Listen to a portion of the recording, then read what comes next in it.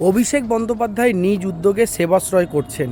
তিনি ডায়মন্ড হারবারের সাংসদ, তাই ডায়মন্ড হারবার এলাকা জুড়ে তিনি সেবাশ্রয় করছেন এবং ব্যতিক্রমী দেখা গেল নন্দীগ্রামেও তিনি সেবাশ্রয় করলেন। বহু মানুষ তারা কিন্তু একেবারে চিকিৎসা ক্ষেত্রে যে পরিষেবা পাচ্ছে তাতে তারা মোটামুটি খুশি এবং উপকৃত হচ্ছে। কিন্তু আমার প্রশ্ন হলো, অভিষেক বন্দ্যোপাধ্যায় তিনি সর্বভারতীয় তৃণমূল কংগ্রেসের একজন নেতা এবং রাজ্য জুড়ে মমতা বন্দ্যোপাধ্যায়ের পরেই second in command Abhishek Bandyopadhyay.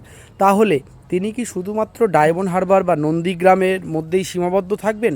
আর বাংলা জুড়ে, পুরো পশ্চিমবাংলা জুড়ে আপনারা যদি দেখেন স্বাস্থ্য ব্যবস্থার কী অব্যবস্থা বা কী অবস্থা। কারণ আপনি কলকাতা মেডিকেল কলেজে চলে যান, এনআরএসে চলে যান, আপনার ওদিকে পিজিতে চলে যান, প্রত্যেকটা জায়গায় দেখতে পাবেন যে পশ্চিমবাংলার বিভিন্ন জেলা থেকে মানুষজন এসে কিভাবে ভিড় করছে।